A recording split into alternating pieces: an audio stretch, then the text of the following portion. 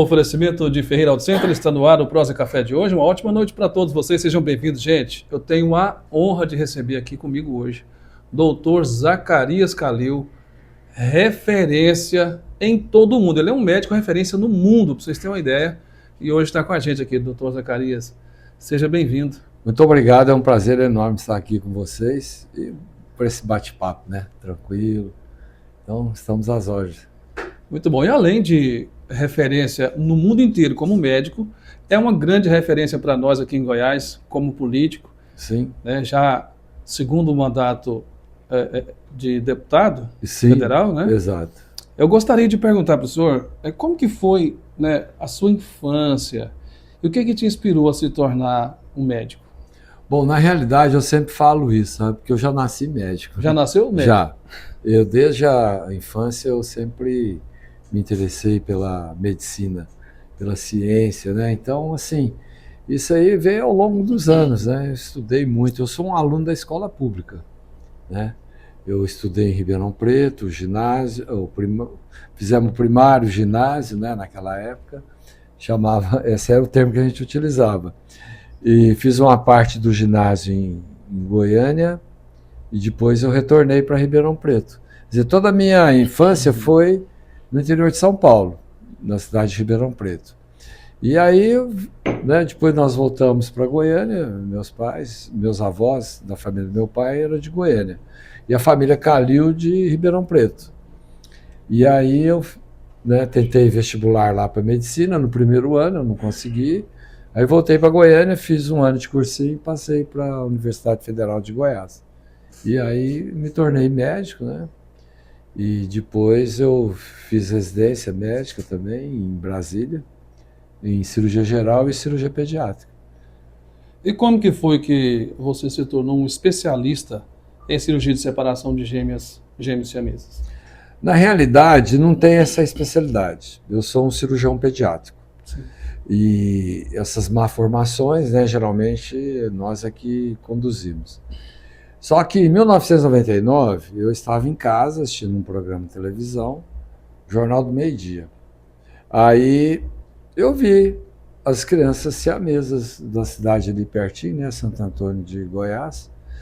E aí eu falei, nossa, caso interessante. Eles foram lá pedir ajuda para uma equipe médica, ajuda para também manter essas crianças, que era muito difícil, né?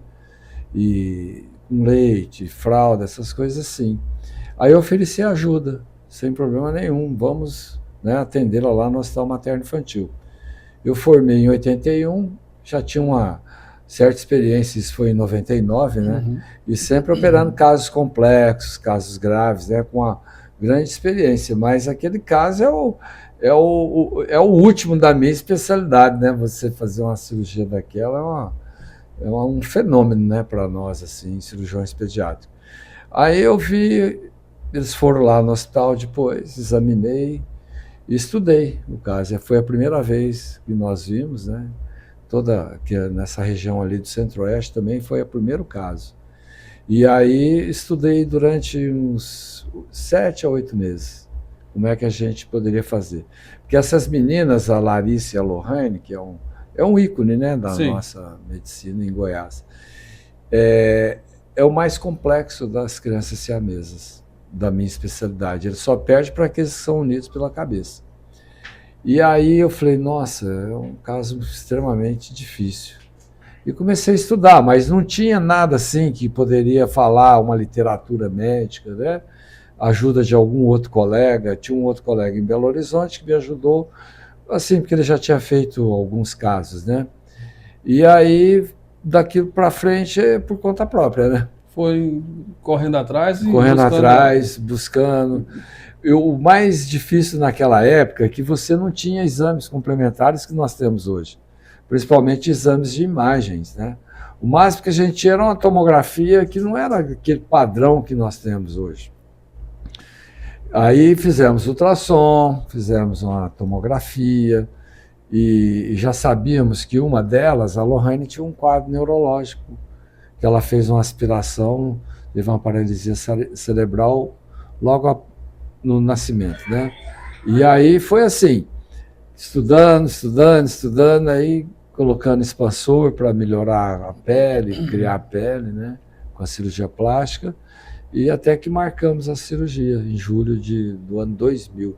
Você vê, elas nasceram em setembro de 1999 e foram operadas em julho de 2000. Menos de um ano. Menos de um ano. Então, e tivemos sorte, né? Assim, tivemos um resultado bom. Resultado positivo. Positivo, né? Salvamos as duas. A Lohane, ela teve um quadro neurológico muito severo, né? Ela foi a mais prejudicada, assim, do procedimento cirúrgico, porque a anatomia prevalecia a Larissa. E aí ela apresentou esse quadro, teve várias pneumonias de repetição e tudo. Ela tinha um refluxo muito grande, fazia broncoaspirações, né? E aí ela, pelo menos, ela ficou 7 meses com a vida independente. Sim. E a Larissa hoje ela está aí, né? Já adulta, tudo, namorando. Vida então, normal. Vida normal. Tem uma deficiência física, mas eu acho que ela superou muito isso aí. Tanto é que ela nunca quis usar nem a prótese, né? E ela vai bem assim mesmo. De 2000 para cá já são 25 anos. Ao longo desse tempo, assim, em média, quantas cirurgias? Rapaz, pois é, eu pensei que ia acabar por ali, né? Porque são malformações muito graves e raras, né? E de repente começaram a surgir novos casos. Nós já atendemos 45 casos. Não significa que foram operados. Feitas, né? Porque a maioria vão a óbito logo após o nascimento. Então, para chegar a uma idade ideal de separação é muito difícil. Hoje nós temos 24 casos separados. 24 casos. Com uma média aí de 50% de sobrevida, né? Literatura médica fala em 20%. Mas dependendo da união, nós temos 100%. As cirurgias, por exemplo, em caso de ser fora do país, por exemplo, você traz o paciente para fazer cirurgia aqui, ou você vai lá e faz a cirurgia no país? Bom, no caso aí, no Brasil não aceita pacientes de fora pelo SUS, porque todas as cirurgias são realizadas pelo SUS. Se você for computar aí o preço de uma cirurgia dessa num hospital particular, é inviável, né? Muito caro. Hoje uma cirurgia dessa aqui, ela deve ser por volta... Se você for pagar tudo particular, desde médicos, procedimentos, equipamentos, materiais, tudo, ela não custa menos de 2, 3 milhões, não.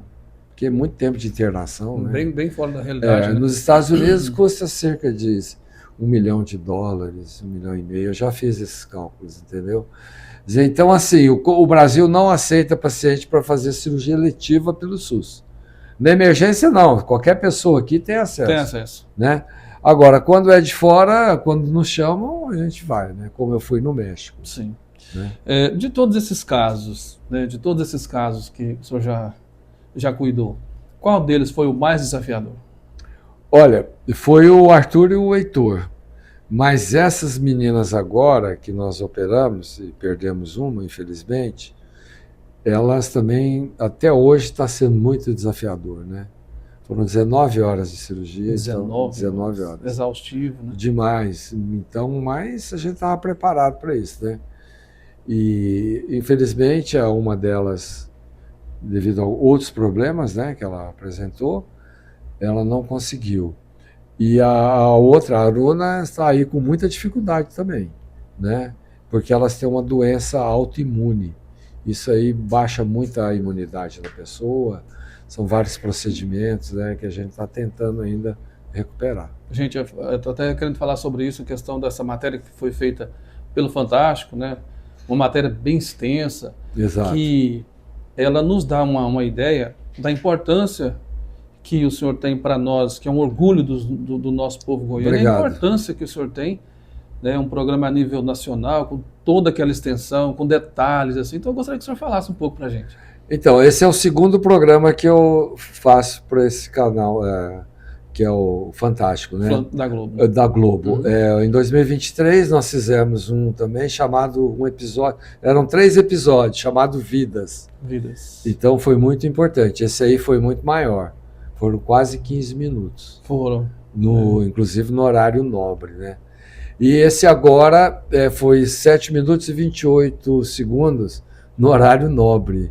Isso aí chamou a atenção do país inteiro, né? Sim. Nós mandamos uma mensagem agradecendo e tudo, e eles retornaram dizendo que, né, foi o programa de maior audiência naquele dia. Parabéns. Mas obrigado. A história da mãe, ela é muito importante, que chamou a atenção do programa, porque ela mora no Amazonas, ali na região do Pará, e quando ela descobriu que ela estava grávida de crianças siamesas, ela pegou um barco grávida, sozinha, ela viajou 4 dias até chegar em Manaus, onde ela deu à luz, né? Aí prepararam as crianças, tudo, deram todas as condições, e é onde nos contactaram, né, pela referência que nós somos. Aí ela veio de avião para Goiânia, né? A primeiro instante era que essa cirurgia seria realizada com 3 a 6 meses de idade. Mas uma delas, a menorzinha, a Elisa, ela apresentou um problema urológico. Ela não urinava. E nesse caso não tinha como esperar. E aí a outra urinava por ela. Nossa. 10 vezes mais. É muito complexo. É muita coisa. Aí, de repente, ela começou a desenvolver um quadro respiratório. Aí eu chamei a equipe e falei, olha, aqui nós vamos perder as duas. Vamos operar. Nossa, mas acabamos de fazer uma agora, de 19 horas e tal. Eu falei, olha, não tem jeito, tem que preparar. Isso foi na terça-feira de manhã, operamos, foram 6 horas de cirurgia. Elas estavam unidas pelo tórax e abdômen, né? E tinham o coração praticamente colado um no outro, né? Não eram compartilhados. E tivemos que separar aquela membrana, o pericárdio e tudo, e separamos o fígado, e foi bem. No outro dia, a Elisa, que tinha um problema urinário, ela voltou a urinar normal. Elas tinham 2 comunicações no fígado, um passava de uma para outra e vice-versa, né? E a Yasmin demorou mais, inclusive ela é a maior delas, né? Ela demorou mais a recuperar, porque ela teve problema de cicatrização. Mas, trabalhando em cima disso aí, conseguimos um quadro muito bom. Agora vamos falar um pouco sobre política.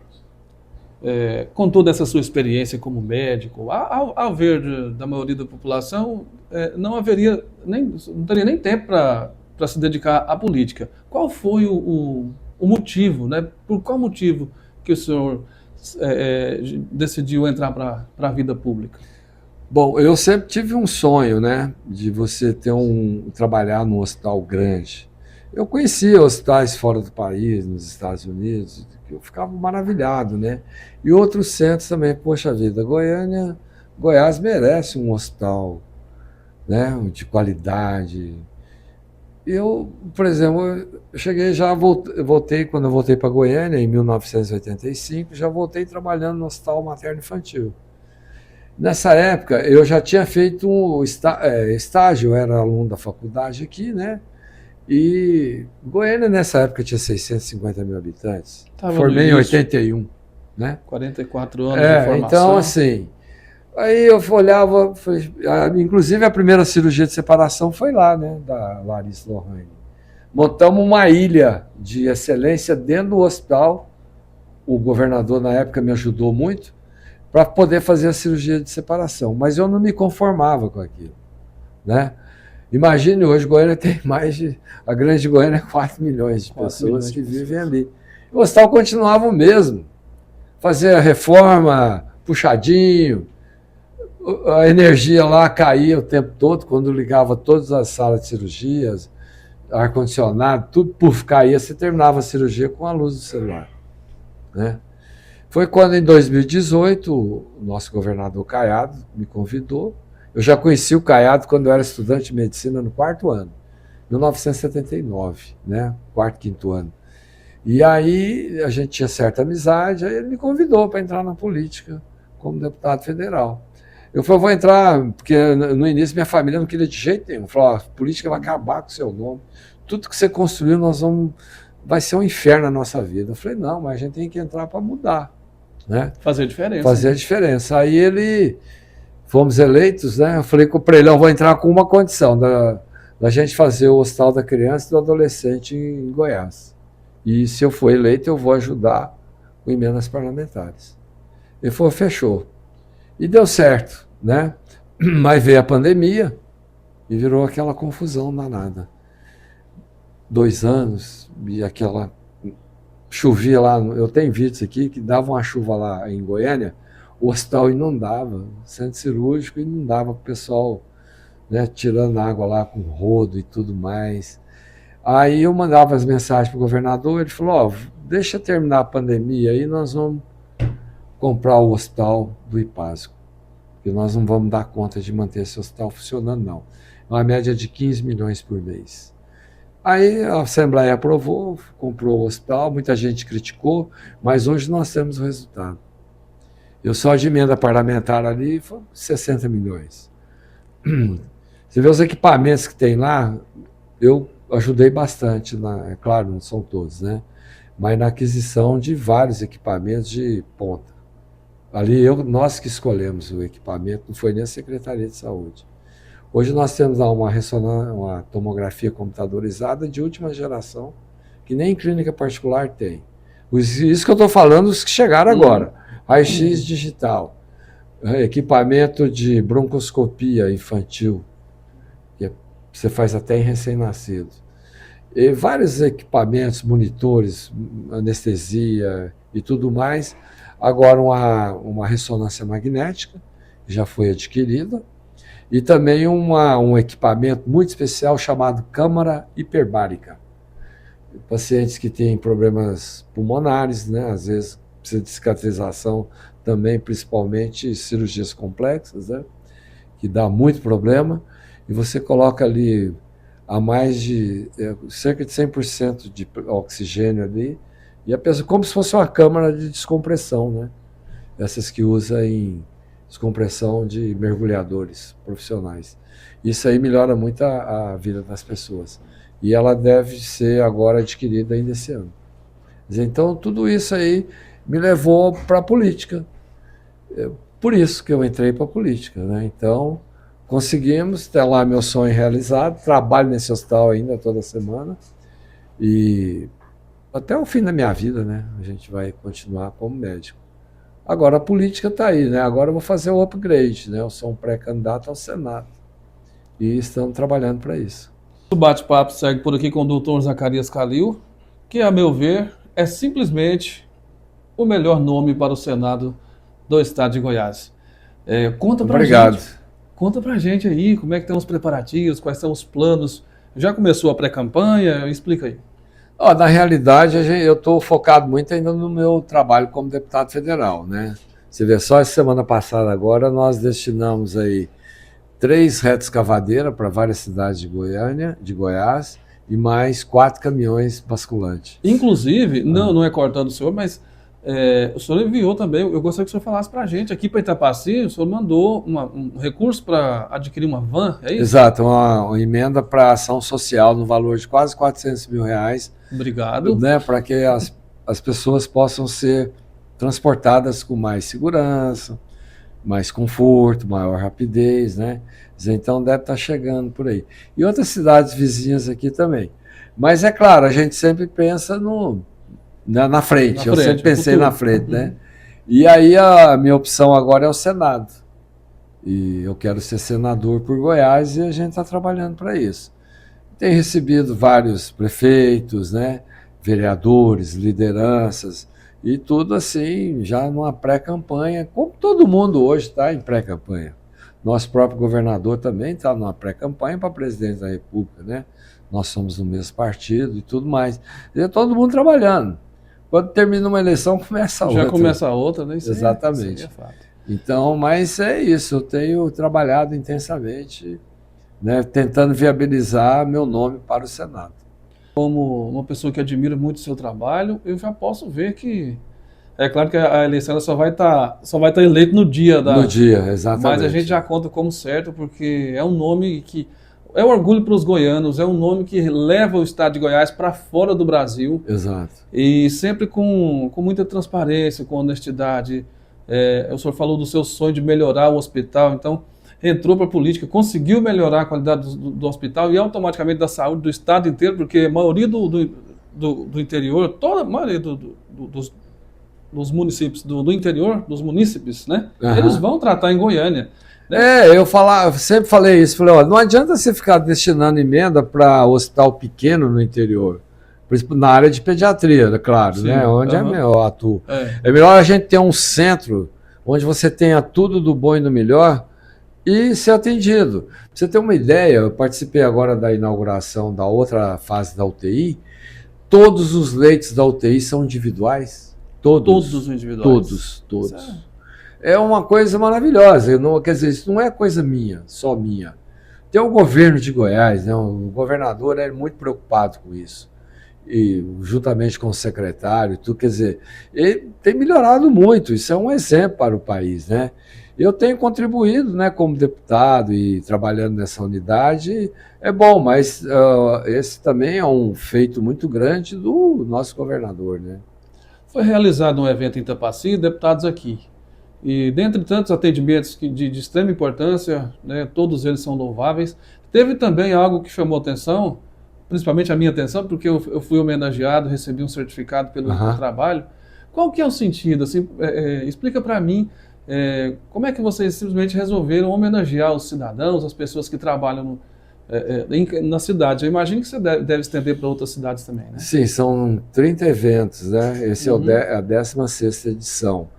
E o Bruno, né, me convidou para participar e tal. Eu acho isso importante, dessa interação dos deputados junto com a sociedade. Muita gente fala, deputado só vem aqui no dia da eleição, na época da eleição. E ele está fazendo exatamente o contrário, né? Está participando, essas pessoas da sociedade também, e com isso você ter atendimento aqui. Olha que interessante. Você tem cardiologia, oftalmologia, mamografia, ultrassom, castração de cães. Isso é importante, porque é um problema de saúde pública, né, em todo o país. Quer dizer, então, assim, e nada mais justo do que homenagear as pessoas que têm um trabalho relevante na sociedade onde vivem, onde vocês vivem, né? Sim. E serem homenageados, igual lá em Goiânia, são homenageados também, tudo, no governo do estado. E nada mais justo, porque isso aí dá uma valorização muito importante, né? Você se sente. Eu falo, isso aí é um papel, é um símbolo, né? Ganhei um diploma. Não, mas peraí, o que está por trás disso? É o seu trabalho, né? Em toda essa região. A própria empresa sua aqui presta um trabalho de informação, né, de cultura e tudo mais, e que o pessoal tem participação. Para os jovens, né, com toda essa referência que o senhor é para os jovens, aqueles jovens que pensam em se tornar médicos, em entrar para a política, seguir uma carreira parecida com a sua, qual é o conselho que você deixa? Olha, eu digo o seguinte, eu tenho orgulho de falar que eu sou um aluno da escola pública, né? E você chegar onde chegou na escola pública não é fácil, né? Mas naquela época era um pouco diferente. Hoje você tem várias escolas aí, né? Medicina particular e tudo mais. E eu valorizei muito a faculdade de medicina, sabe? Então aquilo ali era uma coisa forte minha de eu ser médico. Sim. E sempre ser na ponta. Porque você tem que procurar ser o melhor. Não adianta você estar... Eu tinha um professor lá no 3º ano, ele dizia isso. Vocês têm que estudar para ser o melhor. Independente de onde esteja. Exatamente, né? Pessoal, muita gente acha que eu vim de fora. Né? Que eu sou goiano, rapaz. Fiz faculdade aqui, fiz residência em Brasília, voltei e estou firme. Mas sempre atuei no serviço público, eu cresci no serviço público, né? Eu cresci no SUS, onde valorizando as crianças, valorizando a família, tudo ali, e eu nunca me importei com o dinheiro, sabe? Então, você tem que usar o seu conhecimento para poder tratar as pessoas, né? Eu acho que isso aí um diferencial, e meus né? filhos aprenderam isso também, né? Na minha família são 6 médicos, né? Eu tenho 4 filhos, entre filhos, genros e noras, nós somos 6. 6 médicos. 6 médicos e todos, né, a gente tem a mesma, assim, o pensamento, o profissionalismo, a dedicação, e estamos firmes aí. Então é isso, você tem que usar aquele seu conhecimento, que as coisas chegam para você de outra maneira. Tá certo, então, doutor. Muito obrigado pela sua presença aqui com a gente e muito obrigado por tudo que o senhor representa para nós como profissional, como político e como uma grande referência. Foi para mim uma honra tê-lo aqui. A honra é toda nossa, né? Fiquei muito feliz de participar, das pessoas nos conhecerem melhor também, né? Então, parabéns aí pelo seu programa, estarei sempre à disposição. Muito obrigado. Pessoal, esse foi mais um Prosa e Café. Semana que vem tem mais. Muito obrigado pela sua companhia e pela sua audiência.